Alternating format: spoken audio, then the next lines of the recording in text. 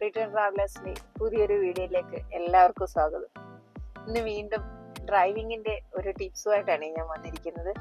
കുറേ പേര് കമന്റ് ചോദിച്ച ഒന്ന് രണ്ട് കാര്യങ്ങളാണ് പാർക്കിങ്, റിവേഴ്സ് എന്നുള്ളതിനെ കുറിച്ച്.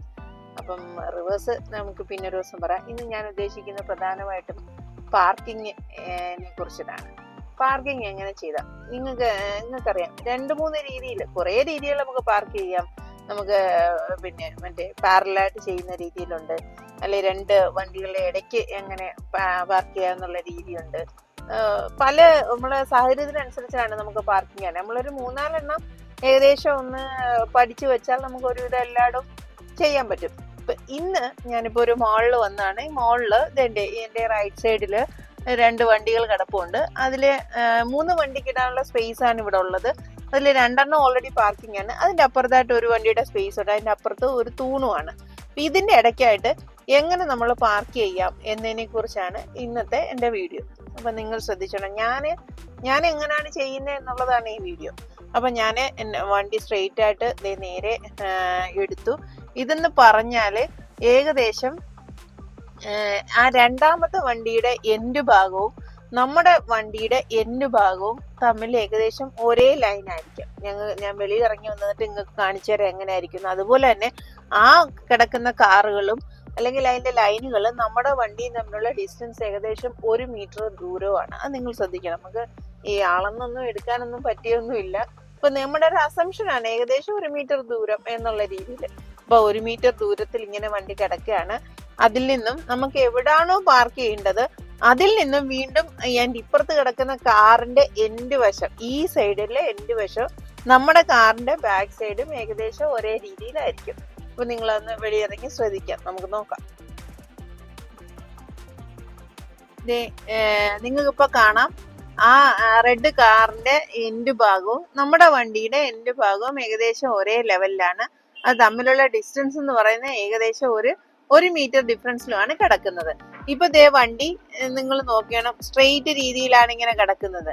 ഇനി ഞാൻ ചെയ്യുന്നത് ഈ ഡിസ്റ്റൻസിൽ വെച്ചുകൊണ്ട് തന്നെ ഫുള്ള് റൈറ്റിലോട്ട് നമ്മുടെ സ്റ്റിയറിംഗ് തിരിക്കും. ഫുള്ള് റൈറ്റിലോട്ട് തിരിക്കും. ഫുള്ള് തിരിച്ചേക്കുവാണ് ഇപ്പൊ. എന്നിട്ട് പതുക്കെ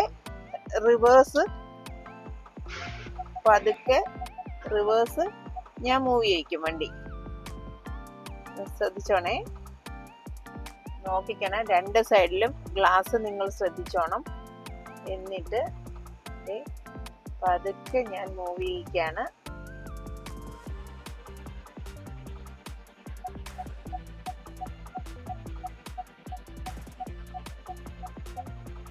പതുക്കെ മൂവ് ചെയ്ത് അതേ സ്പേസിലോട്ട് നമ്മുടെ വണ്ടി കയറിയിട്ടുണ്ട്.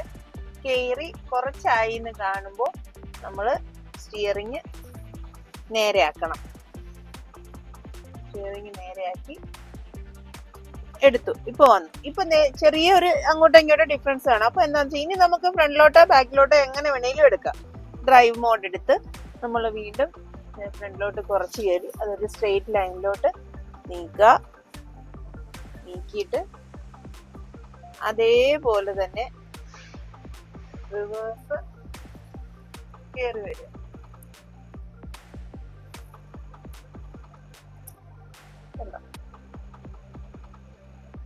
റിവേഴ്സ് കയറി വന്നാൽ കറക്റ്റ് നമ്മുടെ വണ്ടി ലൈനിലായി, ഇവിടെ പാർക്കിങ്ങിലായി. ഇനി ഇങ്ങനെ നമ്മൾ പാർക്ക് ചെയ്ത വണ്ടി എങ്ങനെ ഫ്രണ്ടിലോട്ട് എടുക്കാം എന്നൂടെ കാണിച്ചു കഴിഞ്ഞിട്ട് നമുക്കിത് കൺക്ലൂഡ് ചെയ്യാം. അപ്പം എന്താന്ന് വെച്ചാല് ഇതിപ്പോ കിടപ്പുണ്ട് വണ്ടി. നമ്മുടെ ഇപ്പുറത്തെ തൂണും ഇപ്പുറത്ത് വണ്ടി, ചിലപ്പോ അപ്പുറത്ത് വണ്ടി ആയിരിക്കാം. ഈ രീതിയിൽ കിടക്കാണ്. ഇവിടുന്ന് എങ്ങനെ നമ്മൾ ഫ്രണ്ടിലോട്ട് വണ്ടി എടുക്കണമെന്ന് പറഞ്ഞാലും ഞാൻ എപ്പോഴും പറയുന്ന ഒരു കാര്യമാണ്, നിങ്ങള് കറക്റ്റ് വണ്ടി കുറച്ച് ഫ്രണ്ടിലോട്ട് നല്ല രീതിയിൽ മൂവ് ചെയ്യണം. ഏകദേശം നമ്മുടെ ഡ്രൈവർ ഇരിക്കുന്ന ഡോറിന്റെ സൈഡ് എന്ന് പറയുന്നത് ഈ നമ്മുടെ തൊട്ടപ്പുറത്ത് കിടക്കുന്ന വണ്ടിയുടെ എൻഡ് ഭാഗത്തൊക്കെ വരത്തക്ക രീതിയിൽ വന്നിട്ട് ഫുള്ള് നമ്മൾ റൈറ്റിലോട്ട്, ലെഫ്റ്റിലോട്ടാ പോണെങ്കിൽ ലെഫ്റ്റ് ഓടിക്കുക, അല്ല റൈറ്റിലോട്ടാ പോണെങ്കിൽ റൈറ്റ് ഓടിക്കുക. ഫുള്ള് റൈറ്റ് ഓടിച്ചതിന് ശേഷം മാത്രം നമ്മൾ ഇങ്ങനെ എടുക്കുക. നിങ്ങൾ കാണുന്നുണ്ടെന്ന് ഞാൻ കരുതുന്നു. കണ്ടോ? ഇങ്ങനെ നമുക്ക് മൂവ് ചെയ്ത് വണ്ടി വെളിയിലെടുക്കാം. ഇതിനകത്ത് ശ്രദ്ധിക്കേണ്ട ഒരു കേസ് എന്താണെന്ന് വെച്ചാല്, ഞാന് ഈ റൈറ്റ് ഓടിക്കുന്നത് വണ്ടി ശരിക്കും നമ്മൾ ഫ്രണ്ടിലോട്ട് എടുത്തിട്ടല്ല റൈറ്റിലോട്ട് ഓടിക്കുന്നുണ്ടെന്നുണ്ടെങ്കിൽ നമ്മുടെ അപ്പുറത്ത് കിടക്കുന്ന വണ്ടിയിൽ പോയി നമ്മുടെ വണ്ടി ഇടിക്കും. അത് നിങ്ങൾ എപ്പോഴും ശ്രദ്ധിക്കേണ്ട കേസാണ്. ശരിക്കും ഫ്രണ്ടിലോട്ട് എടുത്ത് നമ്മുടെ ഈ ഡ്രൈവർ സീറ്റിന്റെ ഈ സൈഡ് വരെ മറ്റേ വണ്ടി കഴിഞ്ഞ് മൂവ് ചെയ്തതിന് ശേഷം മാത്രം റൈറ്റിലോട്ട് ഓടിച്ചെടുത്തു കഴിഞ്ഞാൽ ഒരു പ്രശ്നമില്ലാതെ നമുക്ക് സുഖമായിട്ട് വണ്ടി എടുക്കാൻ പറ്റും. അപ്പൊ അത് നിങ്ങൾ ഫ്രണ്ടിലോട്ട് എടുക്കുമ്പോൾ ഈ കാര്യവും ഒന്ന് നല്ല രീതിയിൽ ശ്രദ്ധിക്കുക. പിന്നെ ഡ്രൈവിങ്ങിലൊക്കെ ശ്രദ്ധിക്കേണ്ട ഒരു കേസാണ്, വണ്ടി പോയി നമുക്ക് ഈ തൂണിനെ അപ്പുറത്തോട്ട് റൈറ്റിലോട്ടാണ് നമുക്ക് വളയേണ്ടത്. നിങ്ങൾ ഒരിക്കലും ഇവിടെ നിന്നേ ഇതിനെ റൈറ്റിലോട്ട് തിരിക്കരുത്. ശരിക്കും നമ്മുടെ വണ്ടി മൂവ് ചെയ്ത് നമ്മൾ ഇരിക്കുന്ന ഭാഗം ആ തൂണിന് നേരെ വന്നു എന്ന് കണ്ടതിന് ശേഷം മാത്രം നമ്മൾ റൈറ്റിലോട്ട് ഫുള്ള് തിരിച്ചു കഴിഞ്ഞാൽ സുഖമായിട്ട് നമ്മുടെ വണ്ടി മൂവ് ചെയ്യും. നിങ്ങൾ ശ്രദ്ധിച്ചോണം. മിക്കവാർക്കും ആ തൂണിൽ തന്നെ നിങ്ങൾക്ക് ശ്രദ്ധിച്ചാൽ അറിയാം, കുറെ വണ്ടികൾ സൈഡ് ഇടിച്ചിട്ട് അതിന്റെ മൂല ഇങ്ങനെ പോയിരിക്കുകയാണ്.